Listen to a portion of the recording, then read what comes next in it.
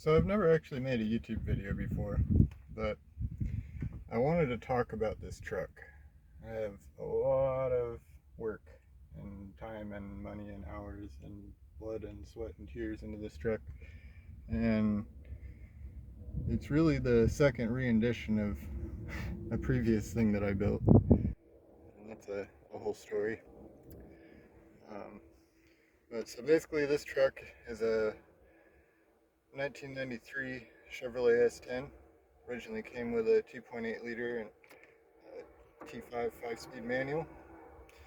I went ahead and swapped in a 5.3 liter Vortec out of a 2001 GMC Yukon. Um, Still has the stock ECU. Had a local guy put a tune on it with HP tuners, and it's a really good tune. This thing runs great. It has lots of power. The speedometer and fuel gauge still work, as well as the voltage, oil pressure, and coolant temperature are taken care of down here.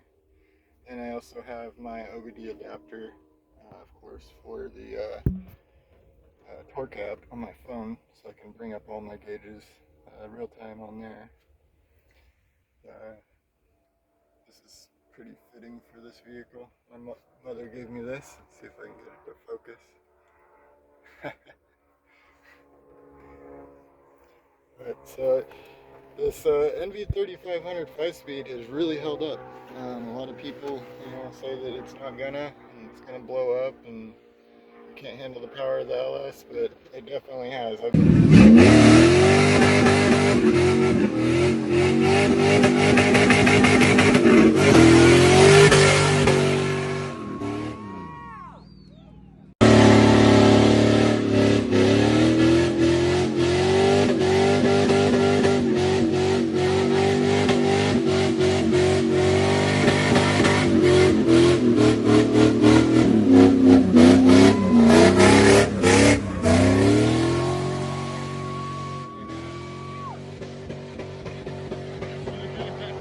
I drive this thing long distances, sometimes a couple hours on the freeway. And it's just been dead reliable.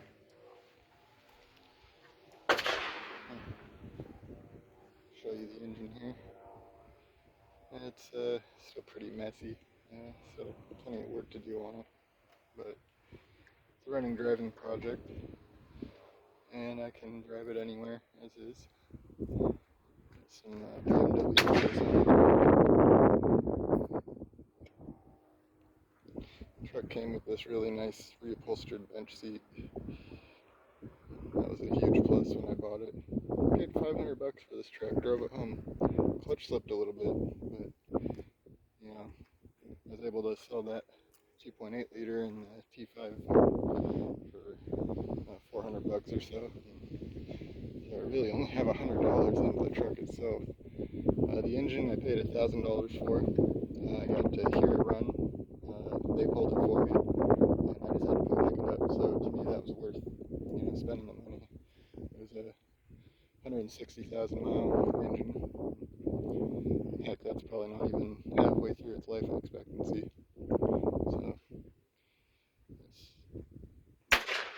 So it's a great running truck. It'll be a great running truck for a long time, and I think it's 25 miles to the gallon on the highway. Over 20 in town easily.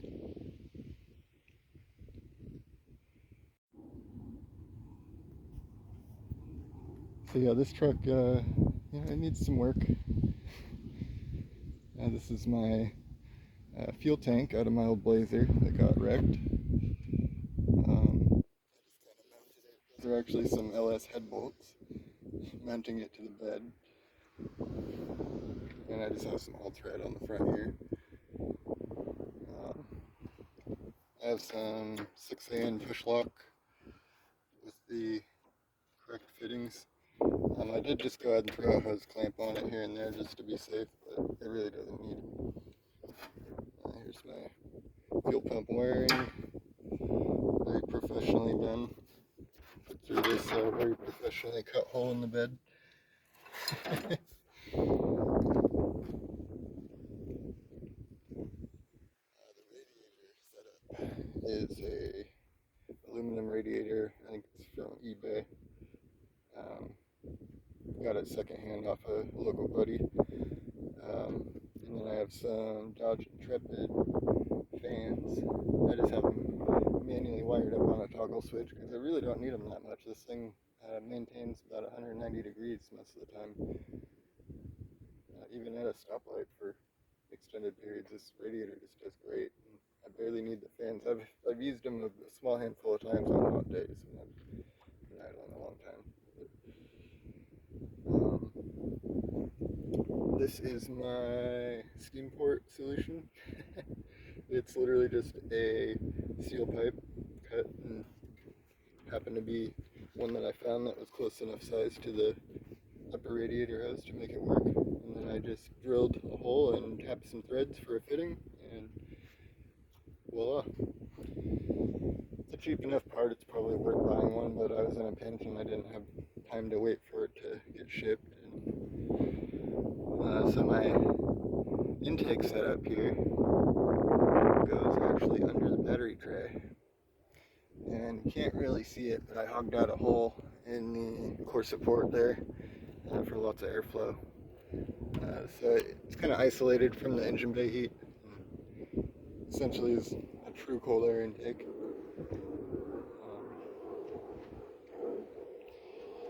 Yeah, I still have a lot of cleaning up to do on this engine bay, but it's all functional for now. Not winning any car shows, but another thing to mention is I have the Biltech 3-inch drop rear leaf springs, and then I also have these overload springs that came off the stock leaf springs from this truck.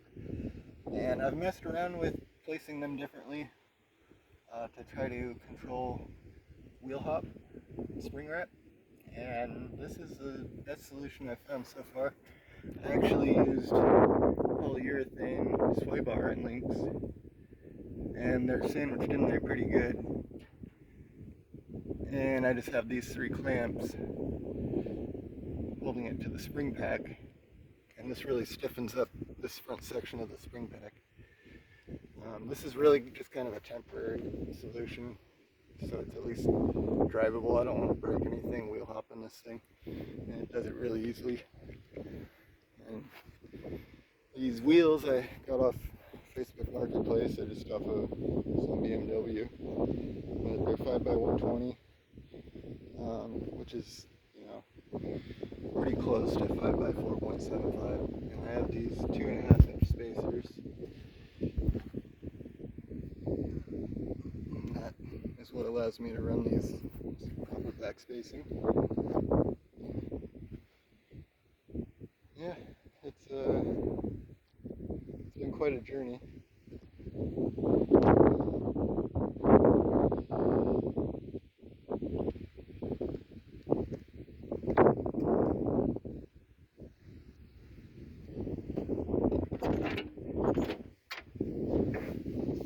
Start this thing up for you guys. Feel pop.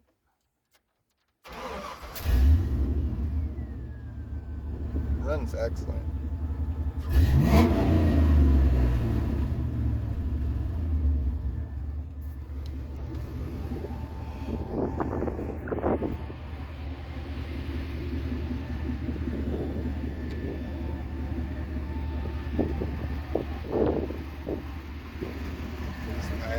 $low exhaust solution. I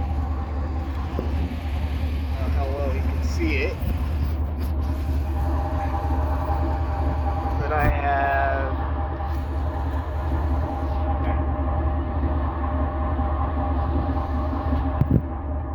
Summit 2-chamber mufflers, 2.5-inch all the way through, and it's all clamped together stuff. The X pipe, and then I actually have flex pipe going into the headers. I've had a few people say that this wouldn't hold up, but it is actually working great. I have a lot of miles on this whole setup now, and small exhaust leak around the X pipe here somewhere. Okay, you can barely hear it. But other than that, it's pretty well sealed. You can hear a little tick while you're driving.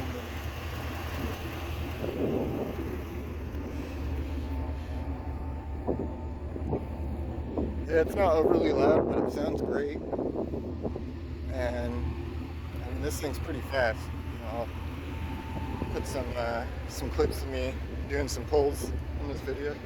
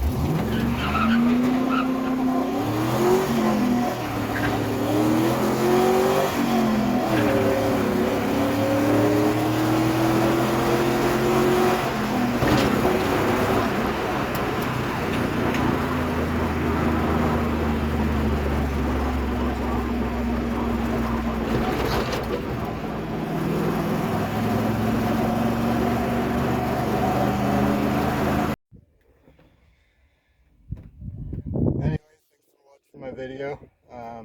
Thanks for bearing with me through it. It's my first video, so I hope you understand. But I just wanted to, talk about this truck and how much I love it and how worth it all that effort was, and I really, would love to see more people doing this. It's probably one of the cheapest ways to have a quick hot rod for the street.